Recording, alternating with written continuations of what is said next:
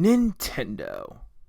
Despite their latest controversies, they've touched the hearts of millions of players, myself included. However, when it comes to using their in-house IPs, they've mostly satiated players with franchises like Mario and Zelda. Oh, and occasionally their other franchises, but those aren't really important. So imagine player shock when at the Nintendo Direct in 2014, they announced a brand new IP.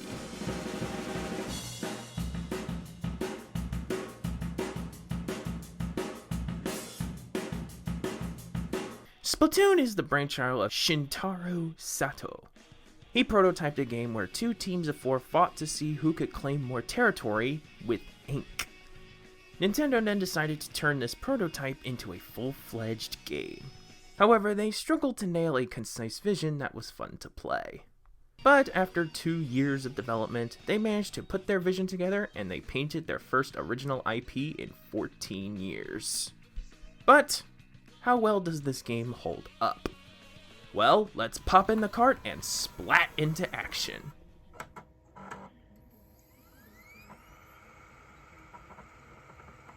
After completing the tutorial, we jump into Inkopolis, and I immediately noticed something. The frame rate dropped to 30 frames a second. Is this game trying to be Cyberpunk 2077? Why the lower frame rate? Anyways, the game introduces all of the features. A single-player campaign, the Battle Dojo, the lobby, a very shady back alley, and the shops. Let's start with the single-player campaign. I have absolutely no complaints about it. I ran into zero bugs or frame rate drops of any kind. Also, this campaign is completely beatable offline. Nintendo might just be the freshest company of Inkopolis. Now that the campaign's behind us, let's head to the Battle Dojo.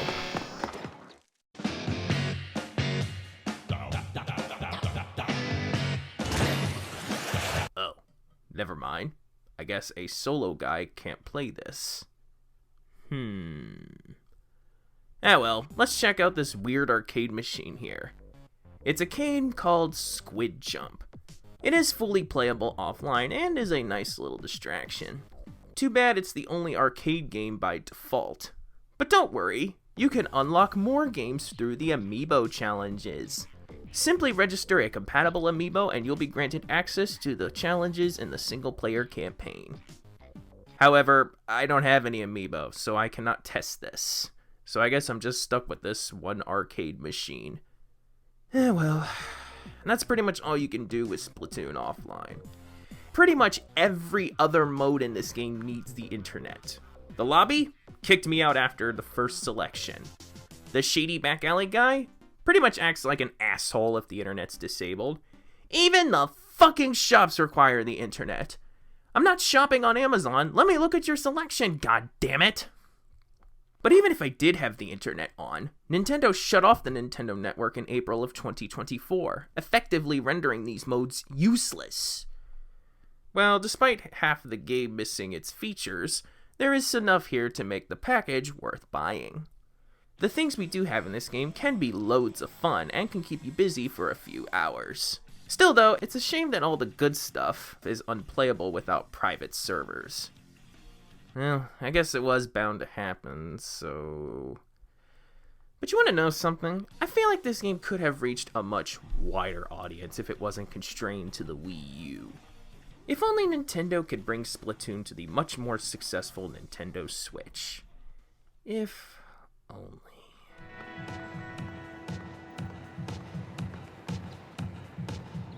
A sequel to Splatoon was being thrown around while Nintendo was working on updates to the first game.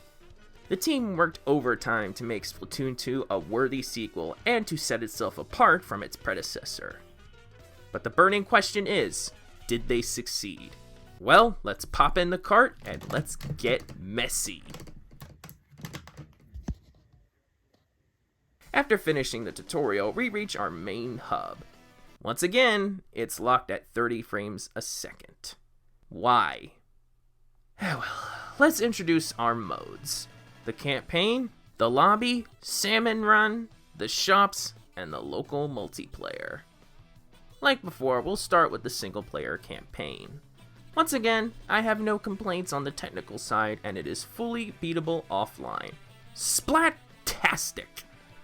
Let's see what else we can do. Like, what is this building over here? Oh, this is the local multiplayer mode. Again, I am unable to test this, but it didn't immediately kick me out, so that's something. It looks like the arcade machine has returned. It serves as both a game and a music player. 2 for the price of 1. Nice! Too bad it's the only arcade game in Splatoon 2. Let's check out the shops. And this time, I can actually shop! At the food stand. All the other shops reject me again. But at least this time it's not connect to the internet or I'm not serving you. It's because I'm low level. And unfortunately, I can never upgrade my level because, again, the lobby is online only. I can't even get access to salmon runs since I'm low leveled and I'm offline. And that's all the content in Splatoon 2. There's some good stuff in this game, but I feel like there's a little bit less in comparison to the first game. I didn't even mention the amiibo support because all the challenges are gone. All you get is cosmetics and a few more songs in the arcade. However, the game still has a fair amount of content despite having a little bit less. The campaign is slightly longer and there's more to the local multiplayer. And for those interested in these online modes, the servers are still active, so go nuts and have fun. And that is the Splatoon series. Thanks for watching and have a good day. What do you mean there's a third game? After the Octo expansion released, the dev team said there wouldn't be a third installment. But after the Final Fest in 2019, the winner got to influence what the next installment could be. So after 3 years of development, the third installment was announced at the Nintendo Direct. Are you ready to get apocalyptic in this bitch? Well, pop in the cart and prepare to survive. One easy tutorial later, we reached the new town of Splatsville. Still at 30 frames, huh? I guess old habits splat hard. As always, let's start with the single player campaign. Well, the previous campaigns were as clean as a whistle. This one has a few issues. I didn't run into any bugs, but I did have a few frame rate drops. Oh, not in the actual gameplay, that stayed at 60 frames a second all the way through. No, I found the frame rate drops in a single place. The loading screens.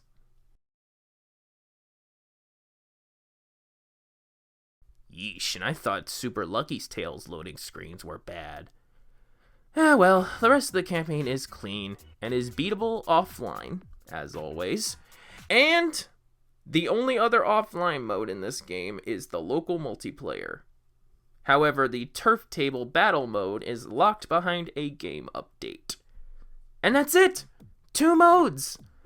The game is seriously lacking in offline modes.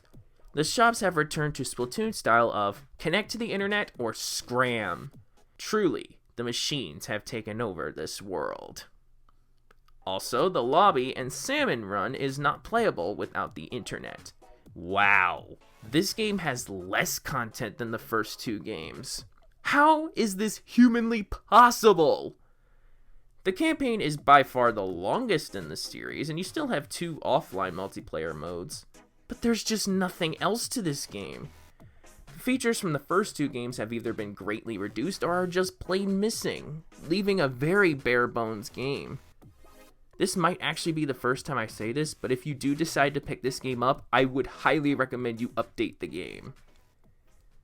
And with that, we have concluded the Splatoon Trilogy. A very charming series with a lot of personality and a lot of awful puns. The first game might be dead, but I hope that the community remains strong in the foreseeable future.